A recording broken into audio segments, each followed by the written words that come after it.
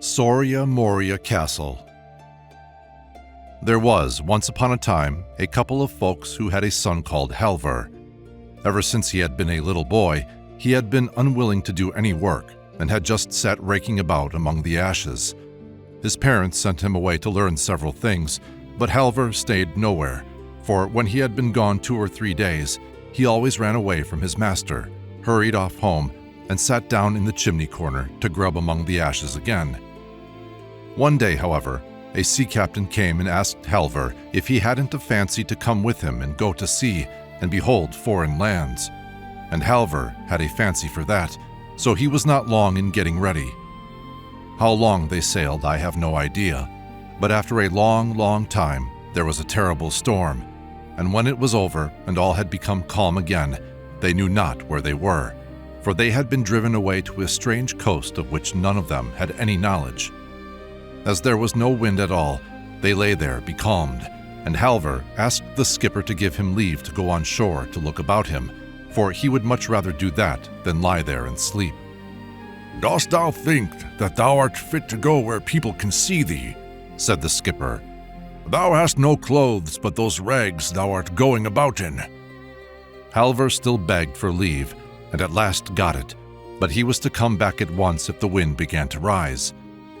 So he went on shore, and it was a delightful country. Whithersoever he went, there were wide plains with fields and meadows, but as for people, there were none to be seen. The wind began to rise, but Halvor thought that he had not seen enough yet, and that he would like to walk about a little longer, to try if he could not meet somebody.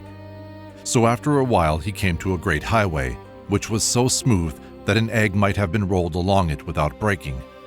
Halvor followed this, and when evening drew near, he saw a big castle far away in the distance, and there were lights in it. So as he had now been walking the whole day, and had not brought anything to eat away with him, he was frightfully hungry. Nevertheless, the nearer he came to the castle, the more afraid he was. A fire was burning in the castle, and Halvor went into the kitchen, which was more magnificent than any kitchen he had ever yet beheld. There were vessels of gold and silver, but not one human being was to be seen. When Halvor had stood there for some time, and no one had come out, he went in and opened a door, and inside a princess was sitting at her wheel spinning. "Nay," she cried, "can Christian folk dare to come hither? But the best thing that you can do is to go away again, for if not, the troll will devour you. A troll with 3 heads lives here."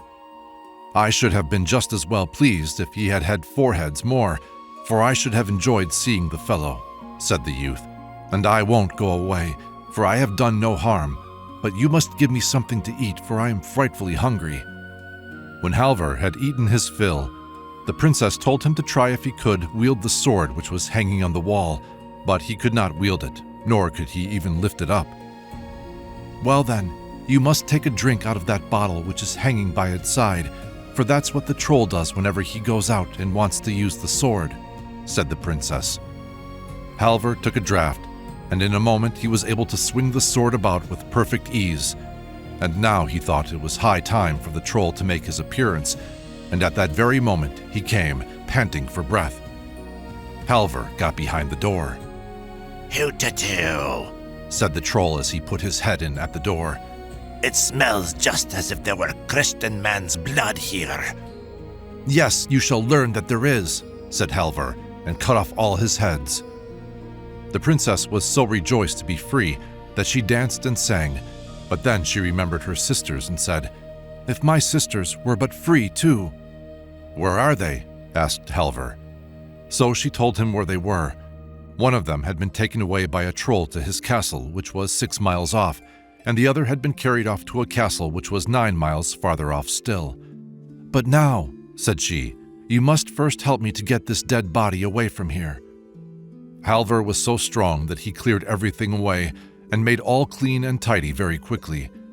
So then they ate and drank and were happy, and next morning he set off in the gray light of dawn. He gave himself no rest, but walked or ran the livelong day. When he came in sight of the castle, he was again just a little afraid. It was much more splendid than the other, but here too there was not a human being to be seen. So Halvor went into the kitchen and did not linger there either, but went straight in. "Nay, do Christian folk dare to come here?" cried the second princess. "I know not how long it is since I myself came, but during all that time I have never seen a Christian man. It will be better for you to depart at once, for a troll lives here who has 6 heads." "No, I shall not go," said Halvor. "Even if he had 6 more, I would not." "He will swallow you up alive," said the princess. But she spoke to no purpose, for Halvor would not go. He was not afraid of the troll, but he wanted some meat and drink, for he was hungry after his journey. So she gave him as much as he would have, and then she once more tried to make him go away. "No," said Halvor, "I will not go, for I have not done anything wrong, and I have no reason to be afraid."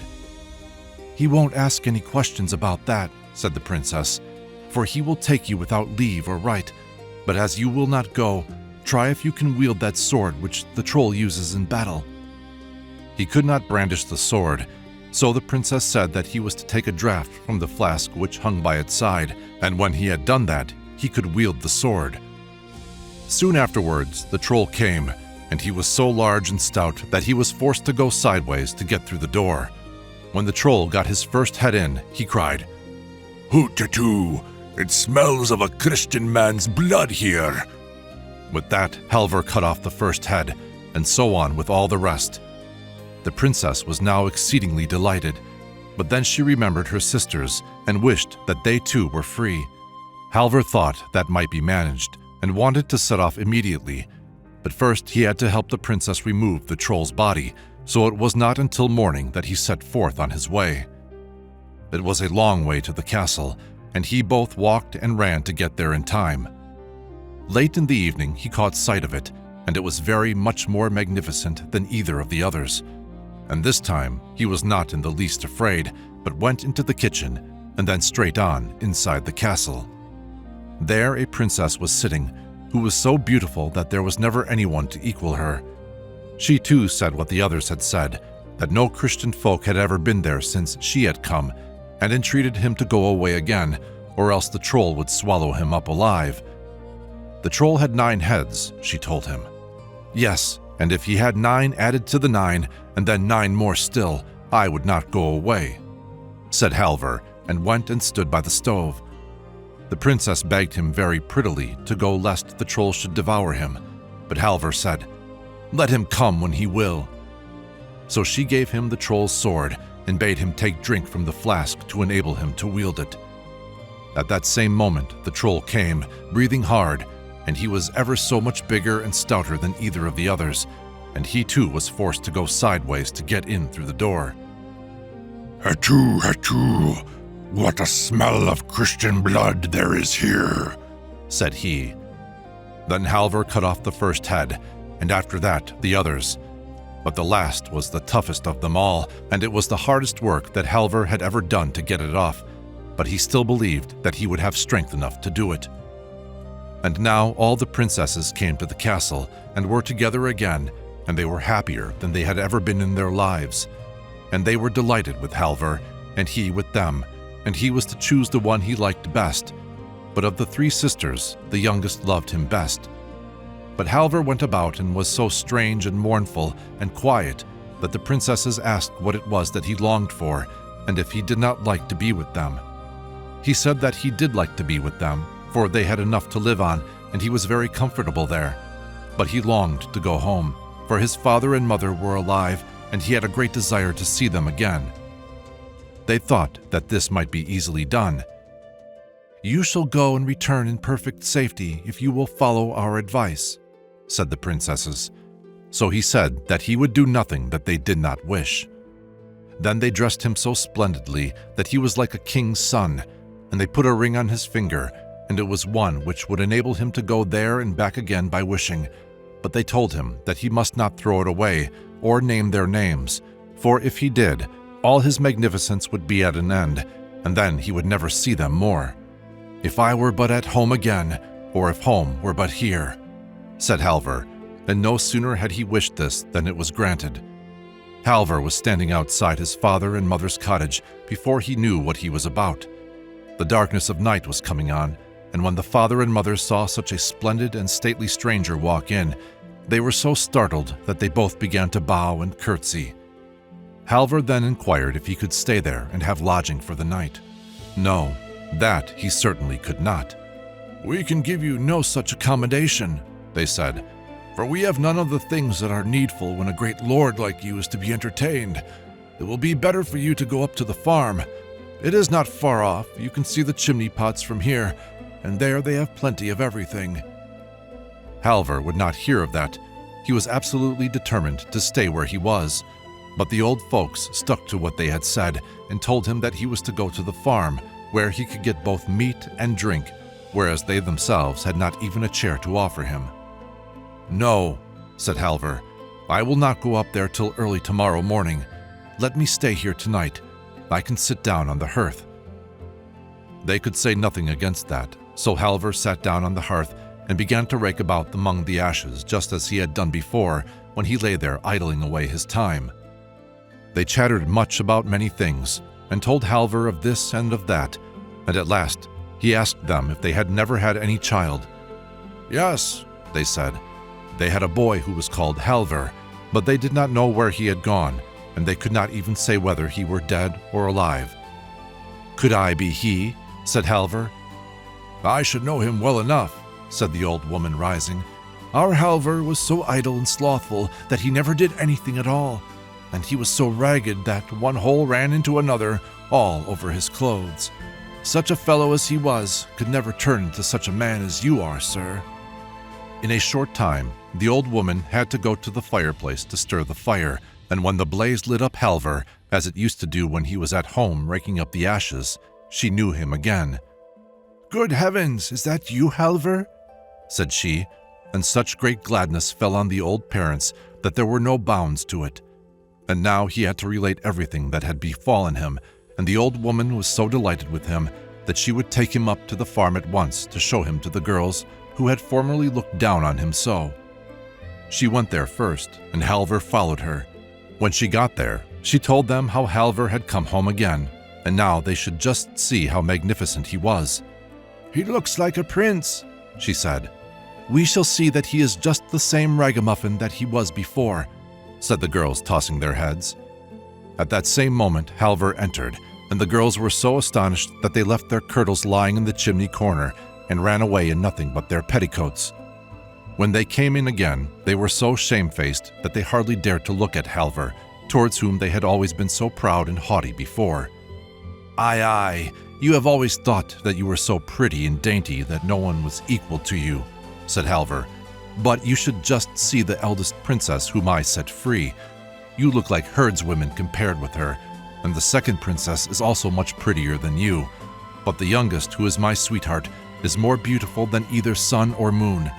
I wish to heaven they were here, and then you would see them."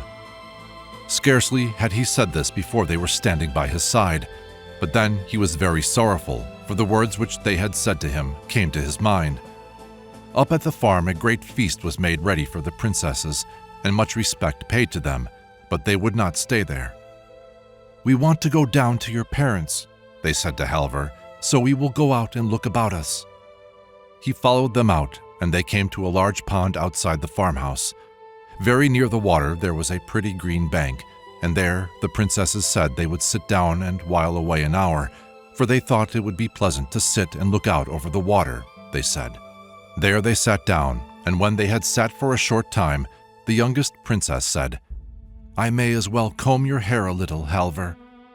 So Halvor laid his head down on her lap, and she combed it, and it was not long before he fell asleep. Then she took her ring from him and put another in its place, and then she said to her sisters, "Hold me as I am holding you. I would that we were at Soria Moria Castle." When Halvor awoke, he knew that he had lost the princesses, and began to weep and lament, and was so unhappy that he could not be comforted. In spite of all his father's and mother's entreaties, he would not stay, but bade them farewell, saying that he would never see them more, for if he did not find the princess again, he did not think it worth while to live. He again had $300, which he put in his pocket and went on his way. When he had walked some distance, he met a man with a tolerably good horse, Halvor longed to buy it and began to bargain with the man. "Well, I have not exactly been thinking of selling him," said the man, "but if we could agree, perhaps." Halvor inquired how much he wanted to have for the horse. "I did not give much for him, and he is not worth much. He is a capital horse to ride, but good for nothing at drawing. But he will always be able to carry your bag of provisions, and you too, if you walk and ride by turns." At last they agreed about the price, and Halvor laid his bag on the horse, and sometimes he walked and sometimes he rode. In the evening he came to a green field where stood a great tree under which he seated himself. Then he let the horse loose and lay down to sleep, but before he did that, he took his bag off the horse. At daybreak he set off again, for he did not feel as if he could take any rest. So he walked and rode the whole day, through a great wood where there were many green places which gleamed very prettily among the trees. He did not know where he was or whither he was going, but he never lingered longer in any place than was enough to let his horse get a little food when they came to one of those green spots, while he himself took out his bag of provisions. So he walked and he rode, and it seemed to him that the wood would never come to an end. But on the evening of the second day, he saw a light shining through the trees. "If only there were some people up there I might warm myself and get something to eat," thought Halvor. When he got to the place where the light had come from, he saw a wretched little cottage, and through a small pane of glass he saw a couple of old folks inside. They were very old, and as gray-headed as a pigeon, and the old woman had such a long nose that she sat in the chimney corner and used it to stir the fire. Good evening, said the old hag. "But what errand have you that can bring you here? No Christian folk have been here for more than 100 years. So Halvor told her that he wanted to get to Soria Moria Castle and inquired if she knew the way thither. "No," said the old woman, "that I do not. But the moon will be here presently, and I will ask her, and she will know. She can easily see it, for she shines on all things." So when the moon stood clear and bright above the treetops, the old woman went out. "Moon, moon," she screamed, "canst thou tell me the way to Soria Moria Castle?" "No," said the moon, "that I can't, for when I shone there was a cloud before me." "Wait a little longer," said the old woman to Halvor, "for the west wind will presently be here, and he will know it, for he breathes gently or blows into every corner. What? Have you a horse too?" she said when she came in again. "Oh, let the poor creature loose in our bit of fenced-in pasture, and don't let it stand there starving at our very door. But you won't exchange him with me. We have a pair of old boots here with which you can go 15 quarters of a mile at each step. You shall have them for the horse, and then you will be able to get sooner to Soria Moria Castle." Halvor consented to this at once, and the old woman was so delighted with the horse that she was ready to dance. "For now I, too, shall be able to ride to church," she said. Halvor could take no rest and wanted to set off immediately, but the old woman said that there was no need to hasten. "Lie down on the bench and sleep a little, for we have no bed to offer you," said she, "and I will watch for the coming of the west wind." Ere long came the west wind, roaring so loud that the walls creaked. The old woman went out and cried, West wind, canst thou tell me the way to Soria Moria Castle? Here is one who would go thither." "Yes, I know it well," said the west wind. "I am just on my way there to dry the clothes for the wedding which is to take place. If he is fleet of foot, he can go with me." Out ran Halvor. "You will have to make haste if you mean to go with me," said the west wind, and away it went over the hill and dale, and moor and morass, and Halvor had enough to do to keep up with it. "Well, now, I have no time to stay with you any longer," said the west wind, "for I must first go and tear down a bit of spruce fir before I go to the bleaching ground to dry the clothes. But just go along the side of the hill, and you will come to some girls who are standing there washing clothes. And then, You will not have to walk far before you are at Soria Moria Castle." Shortly afterwards, Halvor came to the girls who were standing washing, and they asked him if he had seen anything of the west wind, who was to come there to dry the clothes for the wedding. "Yes," said Halvor. "He has only gone to break down a bit of spruce fir. It won't be long before he is here." And then he asked them the way to Soria Moria Castle. They put him in the right way, and when he came in front of the castle, it was so full of horses and people that it swarmed with them. But Halvor was so ragged and torn with following the west wind through the bushes and bogs that he kept on one side and would not go among the crowd until the last day, when the feast was to be held at noon. So when, as was the usage and custom, all were to drink to the bride and the young girls who were present, the cupbearer filled the cup for each in turn, both bride and bridegroom, and knights and servants, and at last, after a very long time, he came to Halvor. He drank their health and then slipped the ring which the princess had put on his finger when they were sitting by the waterside into the glass, and ordered the cupbearer to carry the glass to the bride from him and greet her. Then the princess at once rose up from the table and said, "Who is most worthy to have one of us? He who has delivered us from the trolls, or he who is sitting here as bridegroom?" There could be but one opinion as to that, everyone thought, and when Halvor heard what they said, he was not long in flinging off his beggar's rags and arraying himself as a bridegroom. "Yes, he is the right one," cried the youngest princess when she caught sight of him. So she flung the other out of the window and held her wedding with Halvor.